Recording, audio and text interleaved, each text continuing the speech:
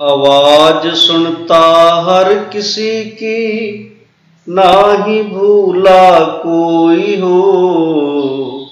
सबसे पहले याद उसकी, फिर सभी दुनिया की हो। सबसे पहले याद उसकी, फिर सभी दुनिया की हो। आप सभी के अंदर मौजूद उस परमपिता परमात्मा की जोत, उस परवरदिगार मालिक को मेरा नमस्कार, सत श्री अकाल, अस्सलाम वालेकुम। आप सभी का हमारे इस यूट्यूब चैनल में वेलकम है। इल्म ज्योतिष इल्म नजूम से मोहब्बत रखने वाले आप सभी दोस्तों का हमारे इस यूट्यूब चैनल में वेलकम है। आज हम इल्म ज्योतिष के हवाले से बात करेंगे प्रश्न कुंडली के बारे में।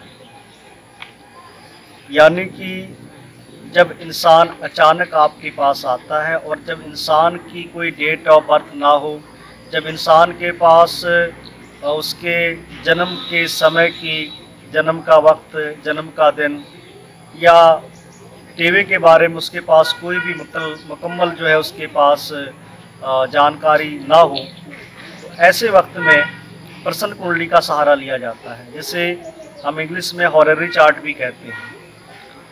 हॉरेरी चार्ट के लिए, प्रश्न कुंडली के लिए बहुत सारी विधियां हैं, जिसमें कि फालनामे भी यूज किए जाते हैं और केपी जो ज्योतिष की पद्धति है और केपी एस्ट्रोलॉजी पूरी तरह से प्रश्न पर ही आधारित है। हॉरेरी एस्ट्रोलॉजी में अगर सबसे पहला नाम आता है तो वो केपी का आता है।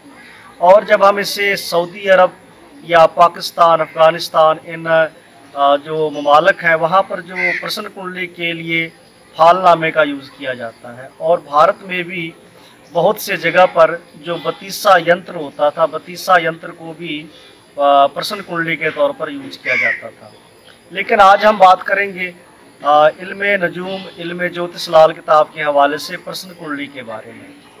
हालांकि यह बहुत ही हैरानी का सबब है आपके लिए कि जो प्रश्न कुंडली है उसके बाबत लाल किताब में कुछ नहीं लिखा, लेकिन जगह जगह पंडित जी ने जो वक्त का ग्रह होता है, वक्त के ग्रह के बारे में बहुत सारी बातें लिखी हैं पंडित जी ने। और पंडित जी ने यहाँ तक बयान किया है कि जो वक्त का ग्रह होता है वो सबसे ज़्यादा बलवान होता है, ताकतवर होता है।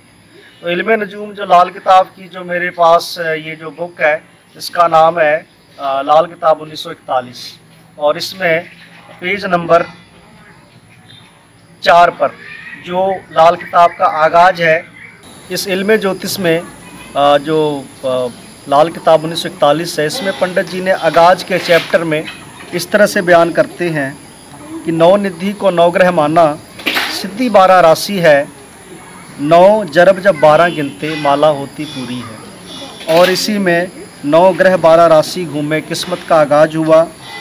राशि 12 और 7 ग्रह से नरक 84 कटता है, जिसमें 2 ग्रहों का हवाला राहु केतु का भी लिया गया है।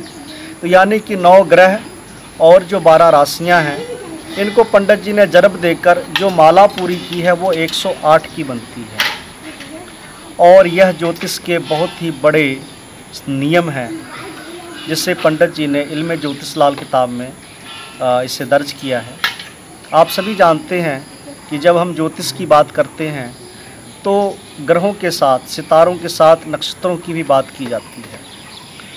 और जो हमारा जो भारतीय ज्योतिष है, इसमें इंडियन एस्ट्रोलॉजी में 27 नक्षत्र हैं, 12 राशियां हैं और 9 ग्रह हैं।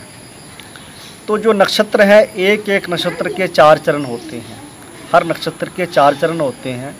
और जो जब 27 नक्षत्र को जब पूरा करते हैं तो वो पूरा 108 चरण का एक चक्र बनता है। उस चक्र में ही ये सारे के सारे ज्योतिष का सिद्धांत है, और उसी चक्र पर वैदिक एस्ट्रोलॉजी, केपी एस्ट्रोलॉजी, सभी के सभी सिद्धांत उसी पर काम करते हैं। इल्म ज्योतिष लाल किताब में सिर्फ 12 खाने या राशियां या ग्रह ही नहीं है, सितारे ही नहीं है, इसके अलावा नक्षत्रों का भी जो हवाले हैं वो लाल किताब में दिए गए हैं। तो यहाँ पर ये जो इल्म ज्योतिष लाल किताब के हवाले से आज हम देखेंगे कि जो प्रश्न कुंडली बनाने का जो तरीका है, सबसे पहला तरीका तो ये है कि जब भी कोई शख्स आपके पास आकर कोई सवाल पैदा करता है, कोई सवाल करता है आपसे अपने ज़िंदगी के मतलब कि बताइए मेरे बारे में क्या हाल है। अगर आप अपने आसन पर नहीं बैठे हुए, यानी कि आपने ऑफिस में नहीं बैठे या आपने कोई पहले से तैयारी करके नहीं बैठे हुए और वो आदमी अचानक ही आपको सोते हुए, बैठते हुए या घूमते चलते हुए अचानक से सवाल कर देता है कि बताइए मेरा क्या हाल है, जब उसके पास कोई टेवा ना हो, तो ऐसे वक्त में जो उस वक्त की जो कुंडली होती है, प्रश्न कुंडली जिसे कहते हैं, प्रश्न कुंडली का सबसे बड़ा योगदान है। जैसे कि अभी इस वक्त अगर मुझसे कोई सवाल करता है तो इस वक्त की जो कुंडली है वो धनु राशि की कुंडली चल रही है, जिसमें कि शनि लगन में है, सूरज चंद्रमा जो है वो 7वें घर में है, बुध राहु 8 है, शुक्र 9 है, बृहस्पति 11वें घर में है और मंगल केतु जो है दूसरे घर में है। यानी कि ऐसा इंसान जो है वो परेशानियों में इस प्रकार है कि वो अपने जो घर का मुखिया है, घर की सारी प्रॉब्लम है, सरकारी प्रॉब्लम भी, समस्याएं भी आ रही हैं, घर में झगड़ा क्लेश भी रहता है और सबसे बड़ी प्रॉब्लम है वो गृहस्थी की। यहाँ में जो सबसे जो नीच के ग्रह हैं वो हमें दिख रहे हैं, शुक्र 9 में और राहु 8 में, और जो है सूरज चंद्रमा की युति जो 7वें भाव में बन रही है, शनि लगन में बैठा हुआ है। तो हम जो यहाँ पे सबसे जो प्रॉब्लम हमने डिटेक्ट करनी है कि जो सबसे नीच ग्रह है, जो सबसे जिस ग्रह की तासीर जो है वो खानों के हिसाब से, राशियों के हिसाब से जो ग्रह सबसे नीच बैठा होगा वही इंसान की प्रॉब्लम होगी और उसी में इंसान उसी प्रॉब्लम में मुब्तला होगा। तो ये जो तरीका है, ये पहला तरीका, इस तरीके को मैंने कई बार बाखूबी यूज़ करता हूँ और कई बार तो इससे आदमी की पूरी कुंडली ही निकल आती है। दूसरा तरीका जो मैंने बोला कि 9 जब 12 गिनते माला होती पूरी है, वो है 108, यानी कि नेक नक्षत्र के 4 चरण होते हैं। 27 नक्षत्रों को जब हम उसे 27 को 4 से जब उससे मल्टीप्लाई करते हैं, जन्म देते हैं, तो पूरी 108 बन जाता है। और एक राशि में 9 चरण होते हैं, 12 राशियों में मिला के ये पूरे 108 बन जाते हैं। तो इसका तरीका क्या है प्रश्न कुंडली बनाने का, इल्म ज्योतिष लाल किताब के हवाले से। इसकी जो सारी प्रेडिक्शन होगी, जो उपाय होंगे, वो सभी के सभी लाल किताब के हवाले से होंगे। मैंने इस पद्धति को मेरे दिमाग में, वैसे ये वैदिक में भी मुझे बाद में पता लगा यूज़ की जाती है, लेकिन इससे पहले मैंने मेरे दिमाग में इस किताब को पढ़ने के बाद ये ख्याल पैदा हुआ और इस मैंने तरीके को आज मैं 3 साल से यूज़ कर रहा हूँ। और जहाँ तक मैं बता देना चाहता हूँ कि दुनियावी हिसाब किताब है, कोई दावाई खुदाई नहीं। मैं अपने आप को कोई उसका जो है दूत या अपने आप को भगवान के बराबरी या शरीक होने का मैं दावा नहीं करता, क्योंकि हम खुद भी हाड़ मास के पुतले इंसान हैं। मैं अपने इंसानी दावे के साथ कह सकता हूँ कि तकरीबन 95%, 5% मैं उस परमात्मा पे छोड़ता हूँ, 95% जो है वो रिजल्ट है वो हमेशा ही गुड आए और मेरे मन मुताबिक जो परेशानियाँ थी, जो प्रॉब्लम थी, वो बिल्कुल प्रश्न कुंडली में उसी टाइम हमें मिल गए। तो इसका तरीका यह है कि जब भी कोई शख्स आकर आपसे, अगर आप अपनी गद्दी पे बैठे हुए हो, आसन पे बैठे हो, और कोई आदमी आके ये शख्स आपसे सवाल करता है कि मेरे पास ना तो कुंडली है, ना जन्म तिथि है, कुछ भी नहीं है, मैं बहुत परेशान हूँ, आप बताएं कि इसका हल क्या है। तो हमने जो हल देखना वो इल्म ज्योतिष के हवाले से ही देखना है। तो इसके लिए तरीका ये है कि हम इस इंसान से 108 नंबर के नीचे 108 से नीचे हमने कोई भी नंबर पूछना है, कोई भी हिंसा हमने उससे पूछना है, तो वो 108 के नीचे 1 से लेकर 108 के अंदर होना चाहिए। अब फ़र्ज करें वो इंसान कहता है कि मैंने अपने मन में जो नंबर नियत किया है वो 28 है, 28 है। अब 28 में से हमने लगन निकालना है। लगन निकालने का तरीका यह है, उसे मैंने आपने बाकायदा आप वीडियो के स्क्रीन साइड में देख सकते हैं, मैंने उसे तरीक़े को बताया हुआ है। तो उसमें आपने क्या करना है कि आप सभी जानते हैं कि 9 चरण होते हैं एक राशि में। तो हमने जो 28वां है, 9 या 27, यानी कि 3 लगन पार हो गए। 28वां जो है वो कर्क लगन आ गया। तो अभी हमने कर्क लगन की कुंडली बना लेनी है और कर्क लगन की कुंडली में जो ग्रह जहाँ बैठे होंगे उसे वहाँ पर हमने बैठा देना है।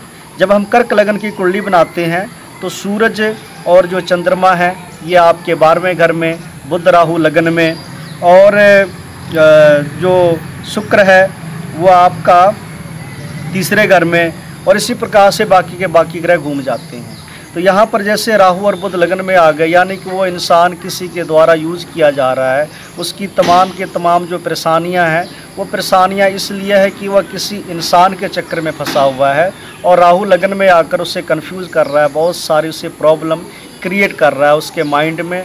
और जो अभी की प्रॉब्लम है, एक तो प्रॉब्लम है कि वो दूसरों के द्वारा परेशान है, और उससे बड़ी प्रॉब्लम है कि वो अपने आप में ही कंफ्यूज है, क्योंकि राहु जब से लगन में आया है, राहु जब लगन में आता है तो बहुत सारे इंसान को लॉट ऑफ कन्फ्यूजन देता है। और वहीं जब चंद्र इंसान का 12 आ जाए तो वो आपने कहावत तो सुनी होगी कि बीकानेर वाली, कि पानी पे पानी बरसता रहा। तो इस प्रकार से इंसान की ज़िंदगी में सब कुछ होने के बावजूद भी वो किसी के लिए वर्क कर रहा है, और किसी की प्रॉब्लम में अपने आप को फंसाकर बैठा हुआ है, किसी के लिए यूज हो रहा है। लेकिन ऐसा इंसान चालाक भी है, लेकिन उसकी चालाकियाँ उसके किसी काम नहीं आ रही। तो इस प्रकार से हमने ये जो जब उसने 28 बताया तो हमने कर्क लगन निकाल लेना है, यानी कि जब भी अगर फर्ज करो किसी ने ये बताया कि 46 तो 9 5 45, यानी कि हमने कन्या लगन लेना है। और उसमें भी जो एक मेन पॉइंट की बात है कि जो 28वां चरण है, 28वां चरण जो हमारा शुरू होगा वो पुख नक्षत्र से शुरू होगा, और पुख नक्षत्र जो है वो शनि का नक्षत्र है। यानी कि जो अभी हमारे पास करंट कुंडली आई, जिसमें इंसान ने हमसे ये सवाल पूछे हैं कि वो परेशानी में मुब्तला है और इसके लिए कोई उसे जवाब बताया जाए। तो अगर उसने हमें कर्क लगन की जब कुंडली बनेगी तो कर्क लगन में होगा, तो उस हिसाब से शनि जो है वह छठे घर में आ जाएगा। यानी कि अगर कर्क लगन की कुंडली बनी है और शनि छठे घर में आ गया है तो शनि से की प्रॉब्लम है, बीमारी है, पेट से रिलेटेड संबंधित है, पथरी भी हो सकती है, या वो अगर दूसरे घर में कोई ग्रह है तो दूसरे घर का ग्रह भी मारा जा रहा है। तो जो नक्षत्र का मालिक है उस नक्षत्र के मालिक के उपाय हमने अकॉर्डिंग लाल किताब करने हैं। हो सकता है बहुत सारे लोग मेरे इस तरीके से सहमत ना हों। हालांकि इल्म ज्योतिष लाल किताब में प्रश्न कुंडली के बारे में कोई डिटेल से, कोई तफसील से कुछ बात तो बताई नहीं गई, इसीलिए हम इसमें ये करेंगे कि ये जो तरीका है ये मैंने 3 साल से मैं इसे यूज़ कर रहा हूँ। इस तरीके के द्वारा आप कभी भी जब भी किसी इंसान का जन्म तिथि ना हो और इसके आधार पे आप अगर किसी की कुंडली ना भी हो तो भी उसके ज़िंदगी के हालात को बाखूबी जाना जा सकता है।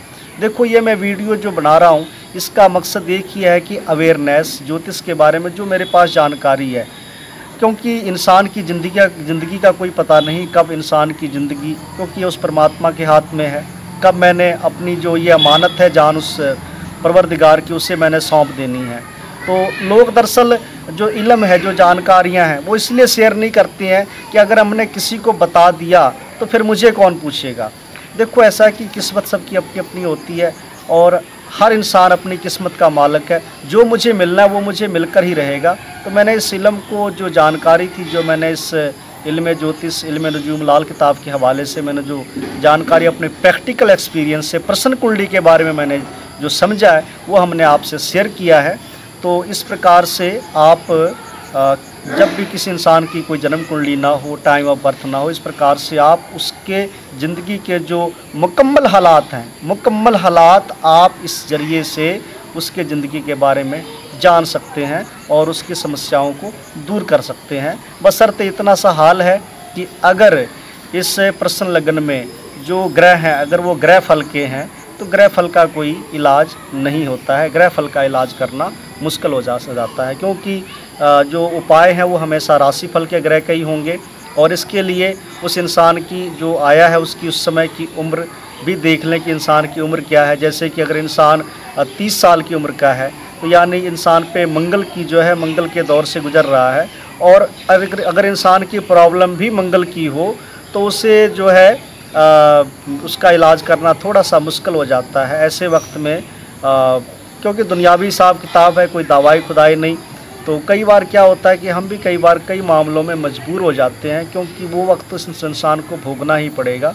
लेकिन फिर भी इस प्रश्न कुंडली के मुताबिक आप जो बाकी उपाय हैं उनको करके ज़िंदगी से परेशानियों को दूर कर सकते हैं। तो ये तरीका था इल्म ज्योतिष लाल किताब के हवाले से प्रश्न कुंडली के बारे में। इसमें आपने जो एक से लेके 108 तक के जो नक्षत्रों के चरण हैं, उन चरण को भी चरणों के हिसाब से आपने लगन डिफाइन करना है, और उसके साथ ही आपने लगन के साथ जो नक्षत्र था, उस नक्षत्र का जो मालक है, स्वामी है, उसको भी आपने देखना है कि वो कौन सा ग्रह है, और वो ग्रह जो होगा कुंडली में वो सबसे बड़ा की रोल जो है वो अदा करेगा। इसमें 2 ग्रह अदा करेंगे, एक तो जो लगन में तख्त पे बैठा हुआ है और जो उस वक्त का ग्रह है। जैसे इस वक्त में ये राहु का वक्त चल रहा है, और इस वक्त में राहु जहाँ पे भी बैठा होगा वो घर लेंगे, और जो स्वामी है नक्षत्र का उसे भी लेंगे। इस आधार से ये जो आपका प्रैक्टिकल एक्सपीरियंस, उसके आधार पे आप इन चीज़ों को देख सकते हैं। ज्योतिष वही नहीं होता जो सिर्फ किताबी बातें होती हैं, किताबों में लिखी होती हैं। ज्योतिष दरअसल आपका प्रैक्टिकल एक्सपीरियंस है कि आपने इसके अरसे में प्रैक्टिकल करने के दौरान में आपने क्या सीखा है। उसके आधार पर ही हर ज्योतिषी जो है फैसला करता है। हर ज्योतिषी के कुंडली देखने के नियम अलग अलग होते हैं, और हर ज्योतिषी का एक अपना अपना तरीका होता है। तो इसके आधार पर आप भी इस चीज़ को और इम्प्रूव करें, और अगर कोई नई जानकारी इस तरीके से आपकी लगती है तो उसे मेरे साथ भी शेयर करें, क्योंकि इस इल्म की गलती बताने वाला मेरा सबसे बड़ा मददगार दोस्त होगा। तो धन्यवाद आप सभी का। अगर आपने अभी तक इस वीडियो को देख रहे हैं तो मैं आपकी हिम्मत की दाद देनी चाहूँगा। आप में एक हिम्मत है इस विद्या को सीखने की, समझने की, और उस मालिक परवरदिगार से भी मैं यही मेरी गुजारिश है, अरदास है, प्रार्थना है कि खुश रहो आबाद दुनिया, मालो जहाँ बढ़ते रहो, मदद मालिक अपनी देगा, नेकी खुद करते रहो, नेकी खुद करते रहो। मैं लास्ट में यही कहना चाहूँगा, ये जो तरीका है, इस तरीके को मैंने एक लाल किताब के इशारे से मैंने इस तरीके को मैंने ईजाद किया, और इसके आधार पे इसमें आपने किसी भी प्रकार की वैदिक प्रेडिक्शन, वैदिक उपाय नहीं लगाने हैं। इसके अकॉर्डिंग आपने जो भी देखना है वो इल्म ज्योतिष लाल किताब के हवाले से ही देखना है, और उसके अकॉर्डिंग ही आपने उपाय करने हैं। आगे आने वाले वीडियो में मैं जो गोचर देखे जाते हैं, गोचर के बारे में, और लाल किताब की चंद्र कुंडली कैसे बनाई जाती है, चंद्र कुंडली के क्या महत्व है, उसके बारे में भी आने वाली वीडियो में मैं इसका जिक्र करूँगा। आप सभी ने जो टाइम दिया है उस टाइम के लिए मैं आप सभी का दिल से शुक्रिया अदा करता हूँ। धन्यवाद।